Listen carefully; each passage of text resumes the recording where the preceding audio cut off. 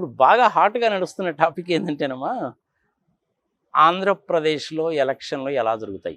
175 assembly స్థానాలు, 25 MP స్థానాలు, ఇవి మారవు.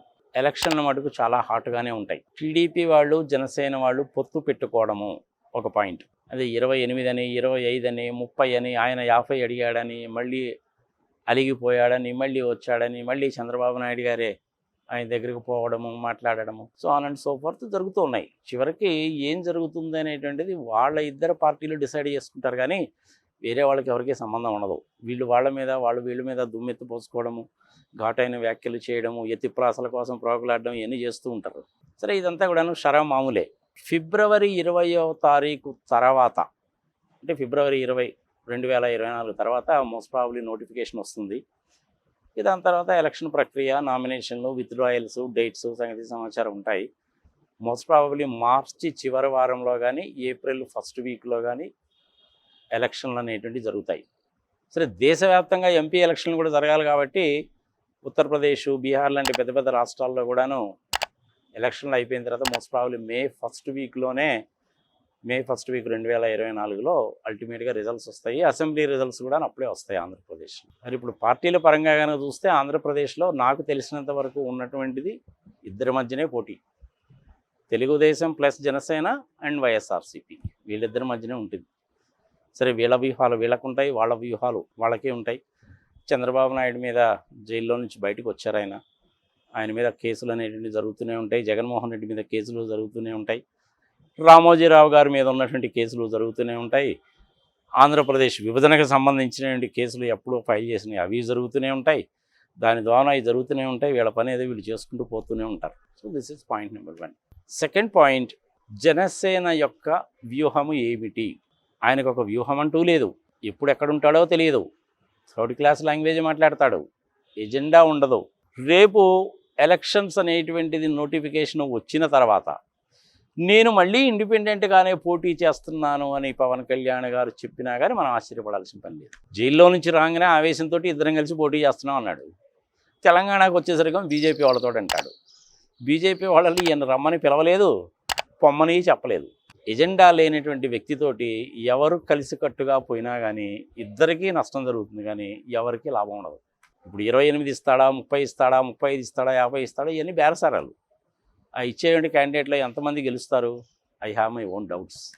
ఆయన ఎన్ని దగ్గరలో పోటీ చేస్తాడు, అది ఆయన నిర్ణయించి చెప్పిందాక మనం ఏమీ మాట్లాడడానికి వీల్లేదు. ఎమ్మెల్యే కింద పోటీ చేస్తాడా, ఎంపీ కింద పోటీ చేస్తాడా, అది కూడా మళ్ళీ పెద్ద ఆశ్చర్యకరమైన విషయమే. లాస్ట్ టైము 6% ఓట్లు వచ్చినాయి, బాగానే ఉంది. తెలుగుదేశంకి ఒక 39% వచ్చినాయి.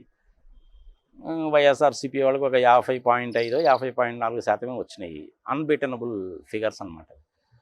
ఇప్పుడు ఆంధ్రప్రదేశ్కి సంబంధించింది కనుక చూసుకుంటే ప్రజలకు కూడా తెలియాలి కాబట్టి, ఇంచుమించుగా 5,30,00,000 పాపులేషన్, 4,02,00,000 మంది ఓటర్లు. 5వ తారీఖు జనవరి 2024 ఫైనల్ లిస్ట్ వస్తుంది. ఒక 5 లక్షల మందో 10 లక్షల మందో ఆడవాళ్ళు ఓటర్లు ఎక్కువగా ఉన్నారు. 66,000 మంది పోస్టల్ బ్యాలెట్ని ఉపయోగించుకుంటున్నారు. అప్రాక్సిమేట్లీ 46,000 పోలింగ్ బూత్స్ ఉంటాయి. ఒక 50,000 మందో 60,000 మందో పోలీసు సిబ్బందితో జరుగుతాయి. చిన్న చిన్న విషయాలన్నీ, కోట్లాటలు, అవి ఇవి సంగతి సమాచారం మామూలే. ఇక మందు ప్రవాహంలాగా పారుతుంది. డబ్బులు పంపకాలు జరుగుతూ ఉంటాయి. ఆంధ్రప్రదేశ్లో ఎమ్మెల్యే అంటే 25 కోట్లు, ఎంపీ అంటే 50 కోట్లు అన్నటువంటిది గత 10 సంవత్సరాల నుంచి మనం చూస్తూనే ఉన్నాం. ఈ దురదృష్టం ఏంటంటే అది తెలంగాణకు కూడా పాకింది. మన తెలంగాణ కర్మగాలి, అది తెలంగాణకు కూడా పాకింది. ఇది అసలు యాక్చువల్గా దేశంలో ఎక్కడ మొదలైందంటే తమిళనాడులో మొదలైంది. 4 ఓట్లు ఉంటే రెఫ్రిజిరేటరు, 5 ఓట్లు ఉంటే refrigerator plus 2 wheeler, so on and so forth అనమాట. ప్రజాసేవ చేయదలుచుకున్నాడు ఎవడు కూడాను డబ్బులు ఇచ్చి ఓట్లు కొనడు. డబ్బులు ఇచ్చి ఓట్లు కొన్నాడు అంటే 25 కోట్లు కనుక ఖర్చు పెట్టాడంటే 250 కోట్లు సంపాదించాలని చూస్తారు. దాని మూలకంగా ప్రజలకు నష్టము. ఇది ప్రజలు గమనించాలి. డబ్బులు తీసుకొని ఓటు వేశారు అనేసి అంటే ఇక అంతకంటే దరిద్రమైనటువంటి విషయం ఇంకోటి ఉండదు. అది నీచ నికృష్ట దరిద్ర దిక్కుమాలిన దౌర్భాగ్య పని అనమాట. డబ్బులు తీసుకొని మీరు ఓటు వేశారంటే ఆ ఎమ్మెల్యేని మీరు అడిగేటువంటి అధికారం ఉండదు. అది చంద్రబాబు నాయుడు కావచ్చు, జగన్మోహన్ రెడ్డి కావచ్చు, ఎవరు అధికారంలోకి వచ్చినా సరే నాకు రోడ్డు లేదు, డాక్టర్ లేడు, స్కూలు లేదు, రైళ్లు లేవు, ఆర్టీసీ బస్సులు లేవు, అడిగే అటువంటి అధికారమే లేదు. మిమ్మల్ని మీరు చెప్పు తీసి కొట్టుకోవాల్సిందే. ఆత్మవంచన చేసుకున్నట్టే లెక్క. ఒక్కసారి జాగ్రత్తగా ఆలోచించండి. డబ్బులు తీసుకొని మటుకు ఓటు వేయబాకండి. మీరు అనవసరంగా దానికి ఎక్కువగా ఆశపడి వాళ్ళ చేత డబ్బులు ఖర్చు పెట్టించారంటే మిమ్మల్ని దోచేస్తారు. జాగ్రత్తగా ఉండండి. ఇప్పటికైనా సరే మేలుకోండి. దయచేసి ప్రతి ఒక్కళ్ళు ఓటు వేయడానికి వెళ్ళండి. కనీసం 80% అన్నా పోలింగ్ జరగాలి. 2014లో 2019లో 2014లో అంటే approximately something like around 77% and dot 77% ఎంతో పోలింగ్ జరిగింది. అది 2019 వచ్చేసరికి ఒక 2% పెరిగింది. ఇంచుమించుగా 80% దాకా వచ్చారు. ఈసారి కూడాను ఇంచుమించుగా 80% దాకే ఉంటుంది. పల్లె ప్రాంతాల్లో ఉండేటువంటి ప్రజలందరూ కూడాను వైఎస్ఆర్సీపీ తరఫునే ఉన్నారు, సాలిడ్గా సపోర్ట్లోనే ఉన్నారు.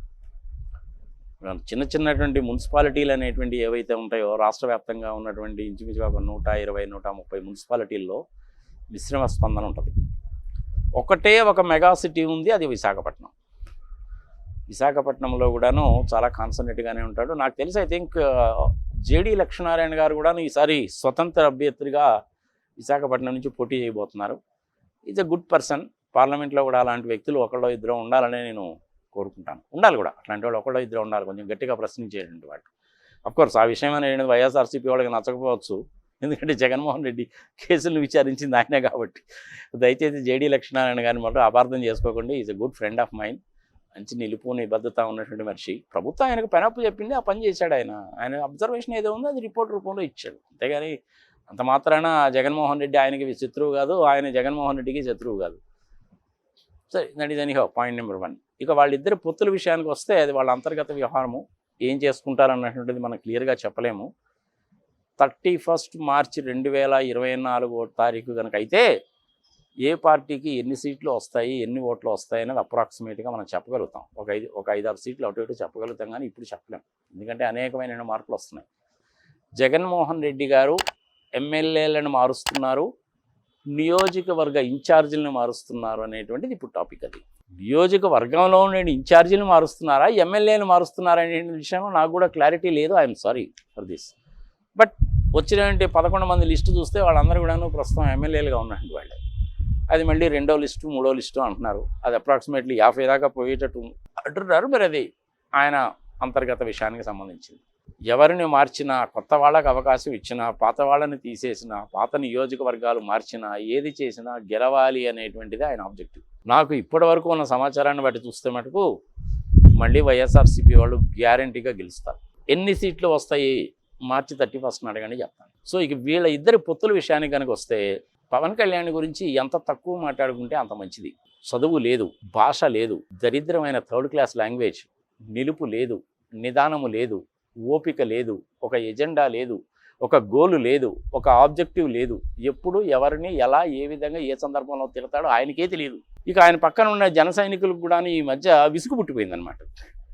ఈయన ఏందో కాసేపు అదంటాడు, కాసేపు ఇదంటాడు, తెలంగాణలో బీజేపీ అంటాడు, ఇక్కడేమో టీడీపీ అంటాడు, నేను ముఖ్యమంత్రిని అయిపోతానంటాడు, చెప్పు తీసి కొడతానంటాడు, మొంగ పెడతానంటాడు, ముట్టి మీద తంతానంటాడు. ఏంది భయన, ఎందుకు వచ్చిన బాధ? 5 సంవత్సరాలుగా ఒకసారి అవకాశం వచ్చేది. ఈ అవకాశం అనేది సద్వినియోగం చేసుకొని గెలిచేవాడికి వేస్తే పోలేదా? ఆ గెలిచేవాళ్ళు ఎవరు అంటే టీడీపీ వాళ్ళు అయితే ఎనీహో ఉండరు కాబట్టి, వైసీపీ వాళ్ళే మిగిలేరు కాబట్టి వాళ్ళకే ఇస్తే పోలా. ఏంది పాపం, వాళ్ళు మనకేం అన్యాయం చేసింది ఏం లేదుగా. అమ్మ ఒడి అని అదని ఇదని పథకాలు అయితే ఇస్తూనే ఉన్నారుగా అనేటువంటి ఒపీనియన్లో ఉన్నారు. ఈ సందర్భంగా నేను ఏం చెప్పదలుచుకున్నానంటే, జగన్మోహన్ రెడ్డి 2 పనులు చేయాలి. ఒకటి, రోడ్లను గురించి పట్టించుకోవాలి. కండిషన్ చాలా వరస్ట్గా ఉంది, చాలా దరిద్రంగా ఉంది. Especially Krishna, Guntur, east Godavari, west గోదావరిలో ప్రజలలో అసంతృప్తి ఉంది. దీనిని పోగొట్టాలంటే 400-500 కోట్ల రూపాయలు ఖర్చు పెట్టి ఇమ్మీడియట్గా 31 మార్చి లోపల రోడ్లు వేయాలి. Point number 1. Second thing, polling booth దగ్గరికి ప్రజలను తీసుకొచ్చి ఓటు వేయించేటువంటి కార్యకర్తలు ఎవరైతే ఉన్నారో వాళ్ళని పర్సనల్గా కలిసి మీటింగులు పెట్టి 15 రోజులు సెక్రటేరియట్లో 15 రోజులు బయట తిరిగి చేయాల్సినటువంటి అవసరం మటుకు మస్ట్ అండ్ షుడ్గా ఉంది. చేసి తీరాలి. అక్కడ మినిస్టర్లు కానీ ఎమ్మెల్యేలు కానీ పోతే ఎవరు కూడా పెద్దగా పట్టించుకోరు.